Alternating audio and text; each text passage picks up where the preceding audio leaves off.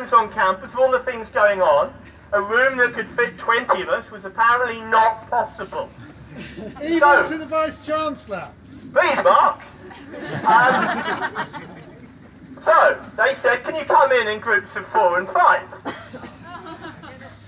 And we discussed it on the picket line on Tuesday morning and said, no, that's not what we asked for. So what we did is we took in our first group of 4 or 5 or 6, plus the branch officers, let them think that was our first little delegation. We told them to listen to us and not say a word until all of us had finished. And then once all of us had finished, I said, this isn't the meeting we wanted, and we walked out. As it happens, I looked at the little diagram on the wall of that room. It seats 24. So the 4 of them and 20 of us would have fitted perfectly.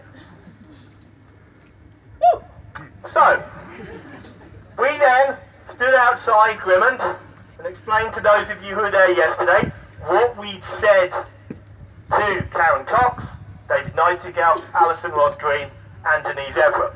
And we were represented there by 3 of our fantastic professors, an hourly paid lecturer, a graduate teaching assistant, members of professional service staff, and more junior and senior lecturers like myself and Sean. So we had what we hoped was a good cross-section of what we were thinking and told them a whole range of things about what they've been getting wrong. Branch officers then needed some lunch, so we went and sat down in the Gulbenkian and ordered our lunch. And while we were eating our lunch, Karen Cox suddenly came over and tapped me on the shoulder.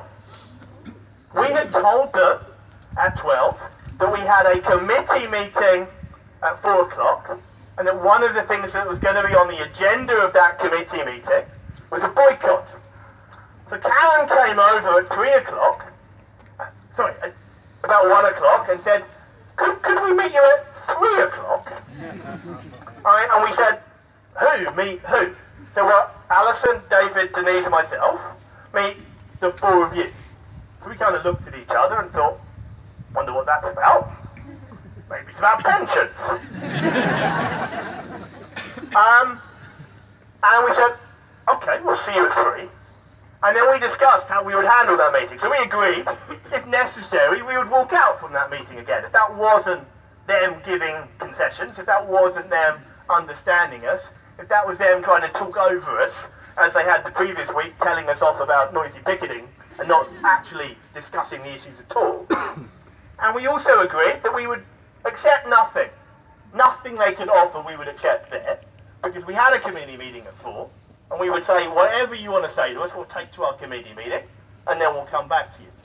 And then we wrote a huge list of what we wanted to hear, just to keep us grounded against, oh, that offer sounds nice, but hang on, it doesn't address the other 12 points. And then we sat there working away in the Gulbenkian until 3 o'clock, came over here. Karen again was all very friendly and shaking our hands and touching our shoulders. And she opened by saying the University of Kent proposes to make no financial deductions for action short of a strike. Go UCU! No, that's what she said. Listen to my words carefully. They'd already backed down about that for GTAs and HPLs, though there were complications about whether they still lose out financially anyway. And then they said, we want to talk to you about GTAs and about HPLs. And we've got a meeting with GTAs and HPLs at 2 o'clock this afternoon in Cornwallis Northwest Seminar Room 1. So we will discuss the details of that with them, make sure they understand what's on the table. But we will also explain why our committee meeting at 4 o'clock doesn't think we should take it, doesn't think it's a good offer, doesn't think it's enough. But these are further huge concessions. We are winning. We will continue to push. We will explain those things. Now I can't stop you cheering. We will explain those things further where you have a chance to speak to, because I've got the megaphone right now, at a branch meeting 1 o'clock on Monday. But what we expect to put to you is various concessions that are offered and our committee's reasoned arguments why that's not good enough. But we will give all of you a chance to hear the details, discuss the details, and work out what happened.